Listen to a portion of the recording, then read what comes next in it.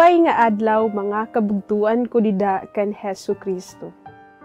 Aadi na kita ay kaduhaan kag 7 na Domingo han katuigan.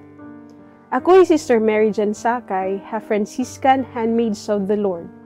Para hanyana nga gospel power, hawaray-waray. Nasiring hi Jesus.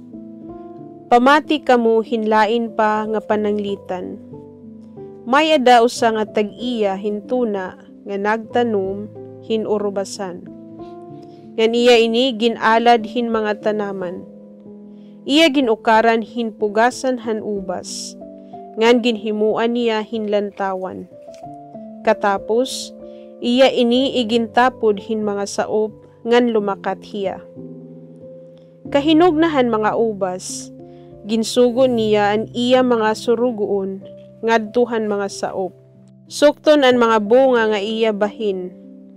Kundi gindakophan mga saop an mga surugoon.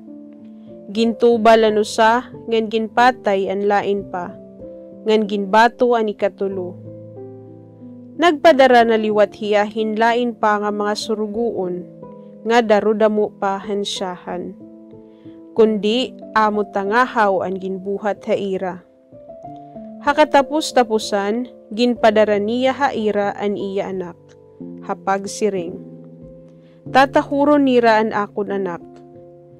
Kundi pakakitahan mga saop han iya anak, nagsiring hira haira tagsa. Amo ini an masunod nga magtatag iya. Hala, pataya tangan maaangko na naton an iya sadang pagmamaton. Gindakop hiya nira, iginlabog hagawas han urubasan, ngan ira ginpatay. Ano man ang bubuhaton han tag-iya han urubasan, ngadtuhan mga saop kuno mabut na hiya. Nagbaton hira haiya, dadadon nini nga magraot nga mga tawo ngadtuhan maraot nga kabatayon, ngan itatapod niya an iya urubasan ngadtuhin lain nga mga saop nga maghatag haiyahan bunga haigo nga panahon. Ginsiring hira ni Jesus, waray ba niyo kabasa ha mga kasuratan? An bato nga ginsalikway han mga magtirindog, nahimo lugod nga puno nga patukuran nga bato. Nahimo ini pinaagihan Ginoo, ngan makaruruyag ini pagkiton. Sanglit susumatan ta kamo, kukuhaon haiyo an ginhadian han Dios, ngan ihahatag ngadto hinasod nga mahatag hinbunga. An ginsaaran han Dios kan Abraham dida han Genesis, may ada pagpatapod nga pinaagihan mga sumurunod ni Abraham, makakarawat an nga tanan nga kanasuran han mga bendisyon han Dios. Dida hini nga bahin, iginhuhulagway an Israel kumo usa nga ubasanan han Dios. Nga ginlalauman nga mamunga hin mga kaupayan nga kapupulsan han nga tanan.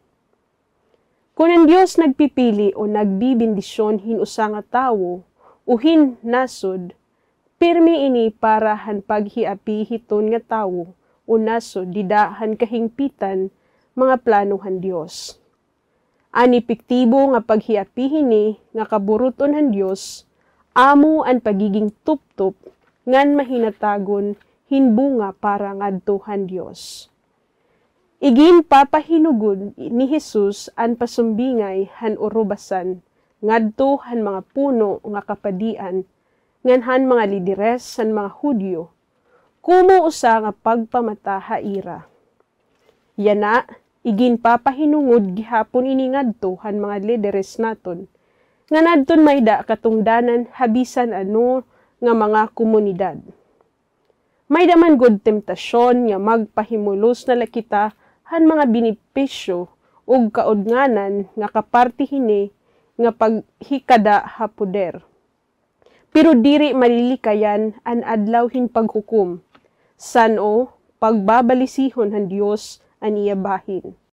Diin pagsusumahan an kada tawo han igo han iya mga binuhatan.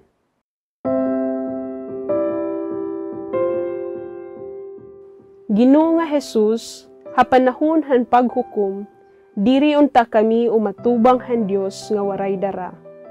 Tungod la han amon ka mga irresponsable.